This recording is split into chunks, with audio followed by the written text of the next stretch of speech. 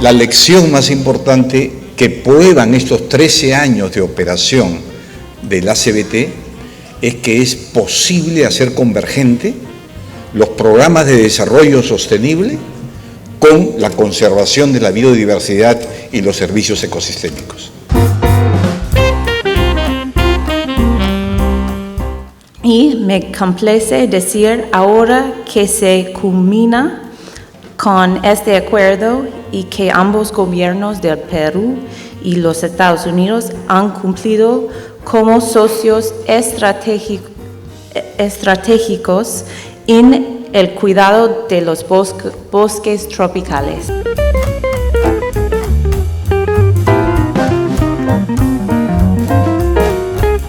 Durante mucho tiempo estas poblaciones locales que se agrupaban bajo grupos de manejo estuvo trabajando el aprovechamiento bajo lo que nosotros llamamos subsistencia, es decir, autorizaciones. Pero sin embargo ya iban más allá y era el tema de lo que se tuviera que trabajar, contratos de aprovechamiento. La norma regula dos tipos de modalidades. En el contrato de aprovechamiento hay un pago que se hace el Estado por el uso del recurso natural, pero lo más importante no es eso, lo más importante es que el socio con el cual suscribes el contrato, que es el Estado, tiene que comenzar a asumir responsabilidades.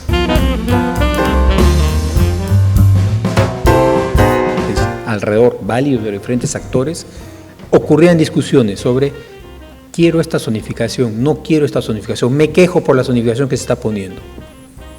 Un aspecto importante que se ha trabajado en el tema del plan es que la zonificación, siendo principalmente una expresión de un criterio técnico que tiene que tomar la autoridad para justificar el establecimiento o no de ciertas restricciones, se tenga que específicamente sustentar los criterios por los cuales doy la zonificación.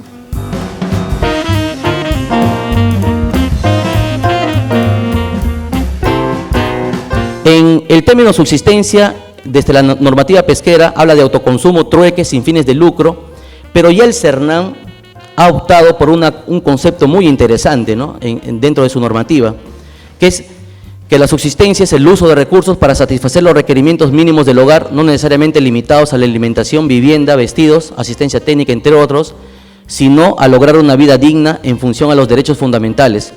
En ese sentido, se reconoce la posibilidad de realizar actividades comerciales sin fines de lucro, siempre y cuando no se hable de especies que están en el apéndice 1 del CITES.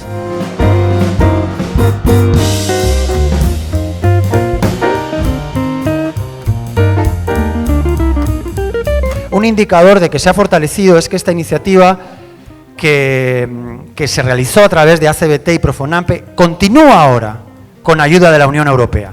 ¿Ya? Eso es un buen indicador para Ecoxánica, continúa. Entonces, continuar por esa línea es fortalecer la gestión. Y ahora, con mucho respeto también, ¿qué desafíos se podrían abrir para el CERNAMP? ¿Verdad? Entonces, para el CERNAMP, curiosamente, son los mismos en gestión y gobernanza, igual que en las comunidades, y no creo que sea por casualidad.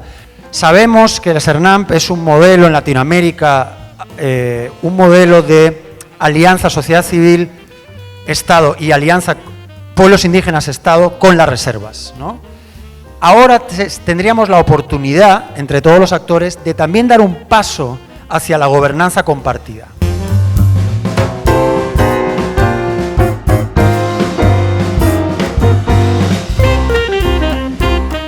A nivel de efecto social tenemos la integración y el compromiso de los actores locales, que algunos todavía marginales, algunos productores locales, algunas comunidades que todavía veían las cosas con desconfianza y un poco de lejos, que vieron que sí había una oportunidad de participando en la gestión de beneficiarse todos de manera equitativa y de manera sostenible.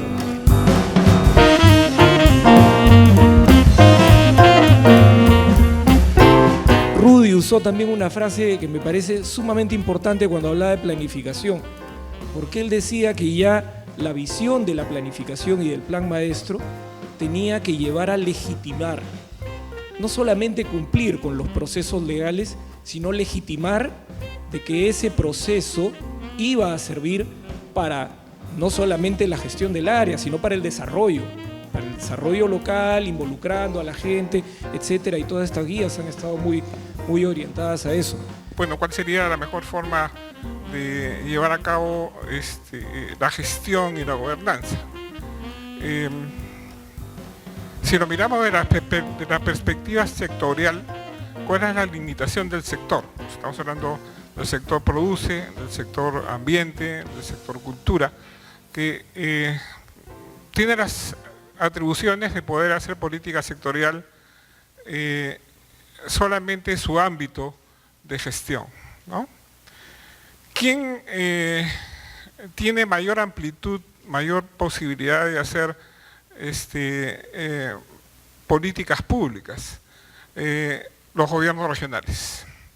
Los gobiernos regionales pueden hacer 18 funciones de las 25 funciones que tiene el Estado, ¿no? Entonces, si nosotros tenemos 18 sectores, cada sector puede hacer su propia política pública en su ámbito de gestión. Los gobiernos regionales tienen la capacidad de llevar a cabo 18 funciones de las 25 que tiene el Estado. Ahora, ¿hacia dónde, con qué herramienta podemos trabajar en el corto y mediano plazo con la política pública? ¿Cuál va a ser la diferencia entre alinear uso de recursos a la política pública con orientarlo al planeamiento? La política pública concretamente soluciona problemas, ¿no? Hace un diagnóstico, identifica un problema y sobre ese problema asigna los recursos o integra los recursos en el Estado.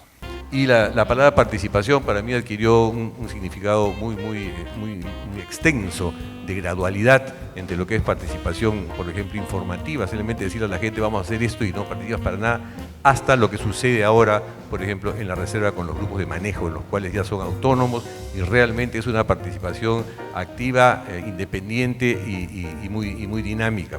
Entonces, toda esta gradación ha sido un aprendizaje muy fuerte en estos 15 a 20 años.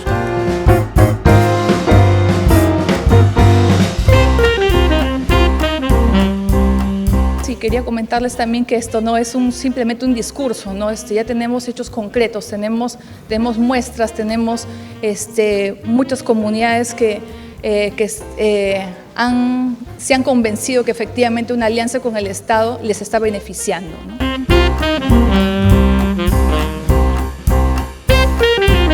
Primero, creemos que es necesario invitar a otras empresas e inversionistas nacionales porque el potencial que tiene la reserva para efectos solamente de Yarina es impresionante.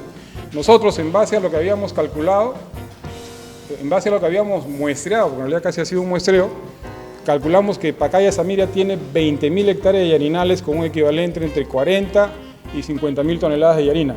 Para que tengan una idea, Ecuador reporta que tienen 50.000 hectáreas de yarinales con una producción aproximada de 50.000 toneladas, o sea, 1 tonelada por yarinal. Nosotros tenemos prácticamente casi en Pacaya Samiria el 60% de lo que Ecuador produce como país.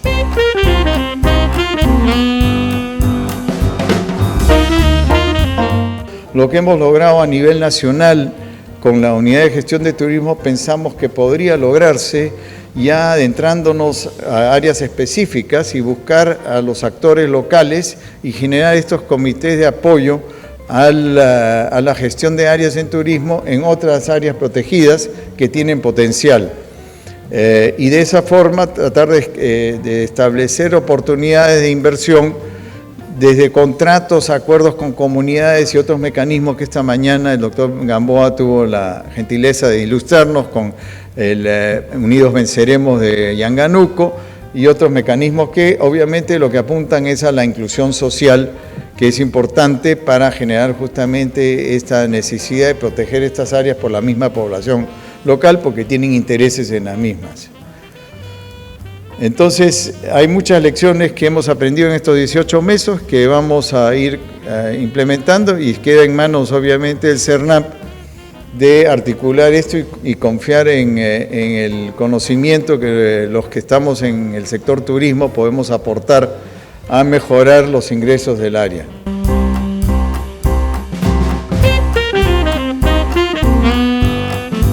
Felizmente estamos por buen camino, todo ya se inició y lo que tenemos ahí es básicamente continuar con los procesos y mejorarlos en el tiempo, ¿no? Más capacitaciones para profesionales del área protegida, mejoras en los puestos de vigilancia, continuar el monitoreo y cumplimiento de compromisos ambientales de las empresas que trabajamos en la reserva, el monitorear la flora y la fauna para verificar que siempre pues, se mantenga como debe estar y las buenas relaciones entre las empresas que participamos en esta reserva, ¿no? Todo, como les digo, ya lo estamos manejando con los dirigentes de la reserva, pero la idea del desafío es pues, continuar con eso, ¿no?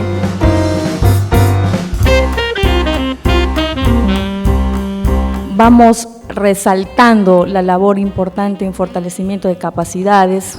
Trabajamos con 32 grupos de manejo en la Reserva Nacional Pacaya-Samiria. Hemos encontrado estos grupos fortalecidos como personas, como cuidadores de nuestros recursos naturales.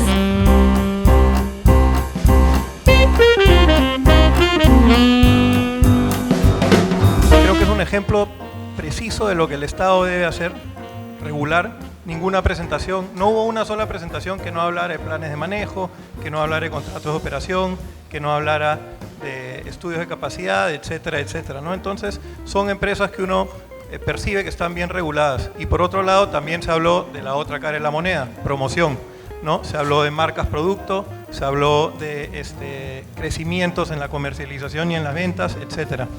Entonces, todo ese conjunto de atributos me parece que ya es un cambio que se percibe en la dirección de las áreas protegidas y en la dirección de la gestión de la naturaleza en el Perú de repente. Para Paracas, pues visitamos la Reserva Nacional de Paracas, llegamos a Arequipa, vamos al Colque, pasamos por la Reserva Nacional de Agua Blanca y Salinas, vamos a Puno, el lago Titicaca, la reserva o el Parque Natural del Titicaca, y obviamente llegamos a Machu Picchu y estamos dentro del santuario histórico.